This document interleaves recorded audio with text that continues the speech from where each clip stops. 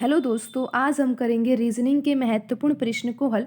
और दोस्तों, इन प्रश्नों के अभ्यास के माध्यम से आप अपनी किसी भी परीक्षा की तैयारी को बेहतर कर सकते हो।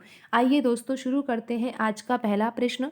दोस्तों, यहाँ पर प्रश्न में एक नंबर सीरीज दी हुई है और आप देख सकते हो इस नंबर सीरीज में एक पद मिसिंग है। दोस्तों, यहाँ पर प्रश्न चिन्ह दिया हुआ है, तो हमें यहाँ पर ये पता लगाना है कि इस प्रश्न चिन्ह के स्थान पर दिए गए ऑप्शनों में जो संख्याएं लिखी हुई है उनमें से कौन सी संख्या यहाँ पर प्रश्न चिन्ह के स्थान पर आएगी। तो दोस्तों, ये जानने के लिए कि यहाँ पर प्रश्न चिन्ह के स्थान पर कौन सी संख्या आएगी, सबसे पहले तो हमें यहाँ पर जो संख्याएं दी हुई है उनमें पैटर्न को समझना होगा कि किस आधार पर ये संख्याएं लिखी हुई है।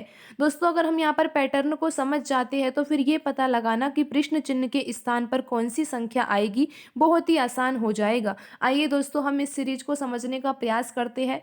दोस्तों, पहले आप स्वयं इस प्रश्न को हल करके देखें, क्योंकि दोस्तों आप रीजनिंग का अभ्यास कर रहे हो तो ज़रूरी ये है कि आप पहले स्वयं इन प्रश्नों को हल करने का प्रयास करें, जिससे दोस्तों आपको ये पता लग सके कि आप किस पैटर्न से सवाल को हल कर रहे हो और यहाँ पर किस पैटर्न से सवाल को हल करवाया जा रहा है, जिससे आप ज़्यादा से ज़्यादा पैटर्नों को सीख पाओ।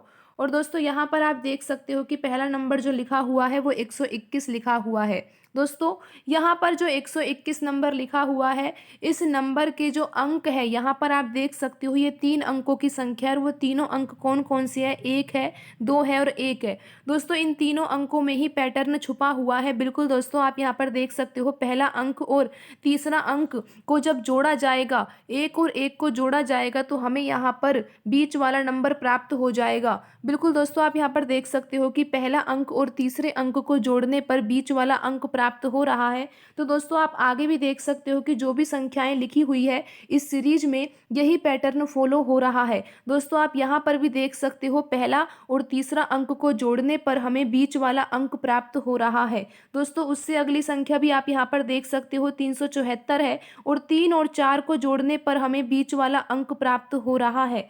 दोस्तों, आप यहाँ पर आगे भी देख सकते हो 495 में कि 4 और 5 को जोड़ने पर बीच वाला अंक 9 प्राप्त हो रहा है। तो दोस्तों, अब आपको ऑप्शन में देखना है कि कौन सी संख्या इस पैटर्न को फॉलो कर रही है। दोस्तों, 565 जो कि ऑप्शन ए में लिखी हुई संख्या है, उसमें आप देख सकते हो 5 और 5 को जोड़ने पर तो दोस्तों 10 आएगा, लेकिन यहाँ पर बीच में जो अंक लिखा हुआ है वो 6 लिखा हुआ है। तो दोस्तों, ऑप्शन ए हमारा आंसर नहीं हो सकता।